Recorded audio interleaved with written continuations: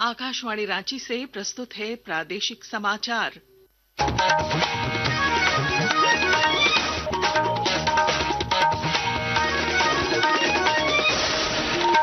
नमस्कार। प्रादेशिक समाचारों के साथ मैं पूनम करकेट्टा। पहले मुख्य समाचार। राज्य भर में धूमधाम से मनाया जा रहा है राजकीय प्रकृति पर्व सरहुल। रांची में आयोजित शोभा यात्रा में आदिवासी परंपरा और संस्कृति की दिखी झलक। युवाओं को राजनीति और सार्वजनिक नीति से जोड़ने के लिए आज से नई दिल्ली में विकसित भारत युवा संसद कार्यक्रम का आयोजन। झारखंड से 3 प्रतिभागी होंगे शामिल। केंद्र सरकार की एकीकृत पेंशन योजना यूपीएस आज से हो रही है लागू। लगभग 23 लाख केंद्रीय कर्मचारियों को मिलेगा लाभ। तेल विपणन कंपनियों ने कमर्शियल एलपीजी सिलेंडर की कीमत में कमी की घोषणा की। नई दरें आज से लागू। और मौसम विभाग ने 2 और 3 अप्रैल को राज्य के कई हिस्सों में गर्जन के साथ हल्के से मध्यम दर्जे की बारिश का जताया अनुमान। अधिकतम तापमान में आएगी गिरावट। और अब समाचार विस्तार से।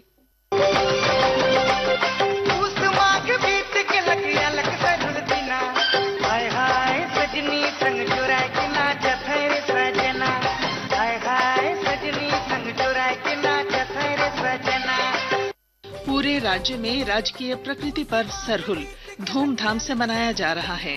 राजधानी रांची में सरहुल की भव्य शोभा यात्रा निकाली जा रही है। इसमें विभिन्न आदिवासी समाज के लोग और अन्य संगठनों के लोग भी हजारों की संख्या में शामिल हो रहे हैं। शोभा यात्रा में आदिवासी संस्कृति और परंपरा की खास झलक देखने को मिल रही है। राज्यपाल संतोष गंगवार और मुख्यमंत्री हेमंत सोरेन ने राज्यवासियों को सरहुल की बधाई दी है। मुख्यमंत्री हेमंत सोरेन ने कहा कि प्रकृति का यह महापर्व सभी को स्वस्थ, सुखी और समृद्ध रखे। इधर खूंटी जिले में सरहुल पर्व को मुंडारी में बाहा परब कहा जाता है। बाहा परब सृष्टि की रचना का प्रतीकात्मक रूप है। हमारी खूंटी संवाददाता ने बताया कि जिले में 1 सप्ताह तक सरहुल मनाया जाता है। खूंटी जिले में मुंडा बहुल जनजातियों का प्रमुख पर्व है सरहुल, अर्थात मुंडारी में इसे बाहा पर्व कहा जाता है। सरहुल पर्व जनजातियों की ऐतिहासिक परंपराओं और समृद्ध सांस्कृतिक विरासत का प्रतिबिंब है। सरहुल अथवा बाहा पर्व का अर्थ है फूलों का त्योहार। जनजातीय संस्कृति में सखुआ वृक्ष की पूजा की जाती है। सरहुल का त्योहार जनजातियों की समृद्ध सांस्कृतिक विरासत को दर्शाता है। ज्योत्सना शीला, आकाशवाणी समाचार, खूंटी। युवा कार्यक्रम और खेल मंत्रालय आज से नई दिल्ली में 3 दिवसीय विकसित भारत युवा संसद कार्यक्रम शुरू कर रहा है। पारंपरिक युवा संसद की तरह यह आयोजन युवाओं को राजनीति और सार्वजनिक नीति से जोड़ने के लिए एक सशक्त मंच के रूप में कार्य करेगा। इससे शासन और राष्ट्र निर्माण में युवाओं की भागीदारी को बढ़ावा मिलेगा। देश भर में कुल 108 युवाओं को राष्ट्रीय स्तर पर भाग लेने के लिए चुना गया है। झारखंड से आयशा फातिमा, श्वेता कुमारी और रिया गुप्ता कार्यक्रम में शामिल हो रहे हैं। केंद्र सरकार ने 1 फरवरी को बजट पेश करते हुए जिन चीजों की घोषणा की थी वे आज से लागू हो जाएंगी। वित्त वर्ष 2025-26 के नए बजट में की गई घोषणाओं के तहत कुछ उत्पादों पर सीमा शुल्क घटाया गया था, जबकि कुछ वस्तुओं में बढ़ाया गया। इससे लगभग 200 वस्तुओं की नई कीमतें लागू होंगी। इसके अलावा टैक्स, यूपीआई, क्रेडिट कार्ड, बैंकों में मिनिमम बैलेंस समेत कई नियम भी आज से बदल जाएंगे। नए वित्त वर्ष से 12 लाख रुपए तक की कमाई पर इनकम टैक्स नहीं देना होगा। केंद्र सरकार की एकीकृत पेंशन योजना यूपीएस आज से लागू हो जाएगी। केंद्र सरकार ने यूपीएस को राष्ट्रीय पेंशन प्रणाली के विकल्प के रूप में प्रस्तुत किया है। इस योजना से केंद्र सरकार के लगभग 23 लाख कर्मचारी लाभान्वित होंगे। पेश है एक रिपोर्ट। यह योजना सरकारी कर्मचारियों को सेवानिवृत्ति के बाद सुनिश्चित पेंशन प्रदान करेगी। यूपीएस उन सरकारी कर्मचारियों के लिए है जो 1 जनवरी 2004 को या उसके बाद सेवा में शामिल हुए हैं। साथ ही जो भविष्य में शामिल होंगे उनके पास एनपीएस से यूपीएस में जाने का विकल्प है। इस योजना के तहत सेवानिवृत्ति से पहले के 12 महीने में मिले औसत बेसिक सैलरी की 50% राशि को सुनिश्चित पेंशन के तौर पर देने का प्रावधान है। इसके अलावा पेंशन धारक की मृत्यु होने पर उनके परिवार को पेंशन के रूप में अंतिम पेंशन का 60% मिलेगा। दीपेंद्र कुमार, आकाशवाणी समाचार। भारतीय रिजर्व बैंक की 90वीं वर्षगांठ के समापन समारोह पर राष्ट्रपति द्रौपदी मुर्मू ने आज कहा कि आरबीआई ने देश के भुगतान ढांचे का निरंतर आधुनिकीकरण करके भारत को डिजिटल भुगतान में वैश्विक लीडर बनाने में महत्वपूर्ण भूमिका निभाई है। आकाशवाणी के ताजा तरीन समाचारों के लिए आप हमारी वेबसाइट news.air.gov.in पर लॉग ऑन कर सकते हैं। ताजा समाचार X handle @AIR news alerts और Facebook page All India Radio news पर भी उपलब्ध है। आप प्रादेशिक समाचार एकांश के एक्स हैंडल @AIR न्यूज_रांची और Facebook page Akashvani news Ranchi, Instagram page तथा YouTube channel AIR news Ranchi पर भी हमारे बुलेटिन सुन सकते हैं। प्रादेशिक समाचार आप आकाशवाणी रांची से सुन रहे हैं। वित्त वर्ष 2025-26 के पहले दिन भारतीय शेयर बाजार कमजोर खुला।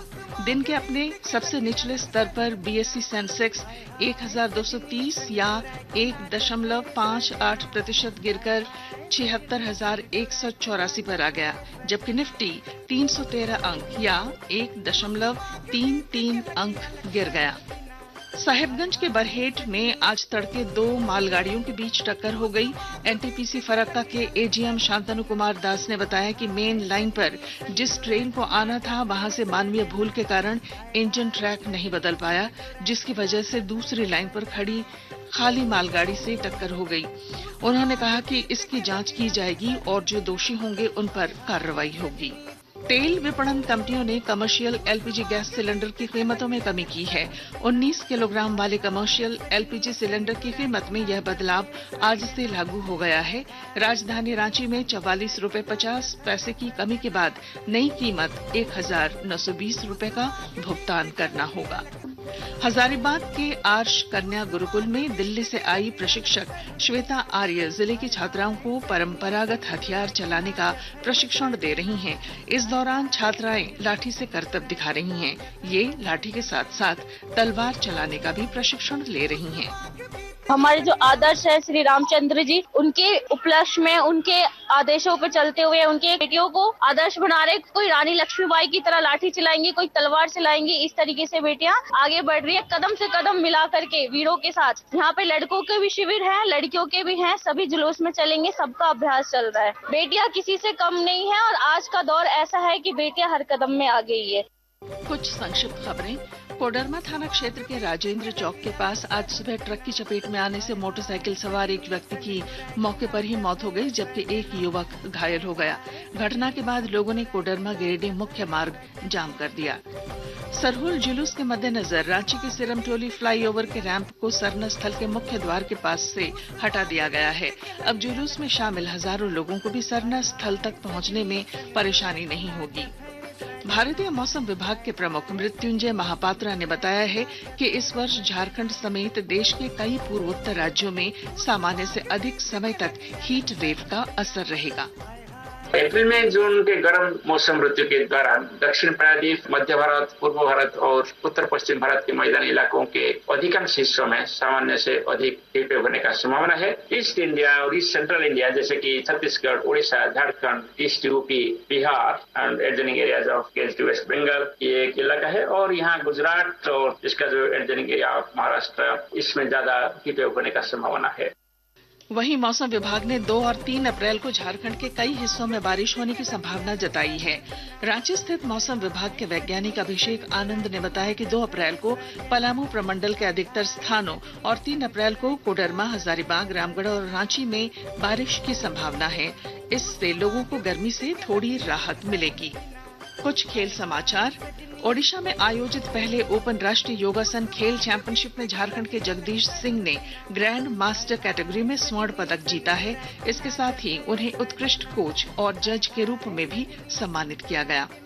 कंबोडिया में आयोजित प्रथम Asian para throw ball championship में भारत ने कांस्य पदक जीता है। और बुलेटिन के आखिर में मुख्य समाचार। राज्य भर में धूमधाम से मनाया जा रहा है राजकीय प्रकृति पर्व सरहुल। रांची में आयोजित शोभा यात्रा में आदिवासी परंपरा और संस्कृति की दिखी झलक। युवाओं को राजनीति और सार्वजनिक नीति से जोड़ने के लिए आज से नई दिल्ली में विकसित भारत युवा संसद कार्यक्रम का आयोजन। झारखंड से 3 प्रतिभागी होंगे शामिल। केंद्र सरकार की एकीकृत पेंशन योजना यूपीएस आज से हो रही है लागू। लगभग 23 लाख केंद्रीय कर्मचारियों को मिलेगा लाभ। तेल विपणन कंपनियों ने कमर्शियल एलपीजी सिलेंडर की कीमत में कमी की घोषणा की। नई दरें आज से लागू। और मौसम विभाग ने 2 और 3 अप्रैल को राज्य के कई हिस्सों में गर्जन के साथ हल्के से मध्यम दर्जे की बारिश का जताया अनुमान। अधिकतम तापमान में आएगी गिरावट। और इसके साथ ही आकाशवाणी रांची से प्रादेशिक समाचार का ये बुलेटिन समाप्त हुआ। अगला प्रादेशिक समाचार बुलेटिन 2:55 पर प्रसारित किया जाएगा। नमस्कार।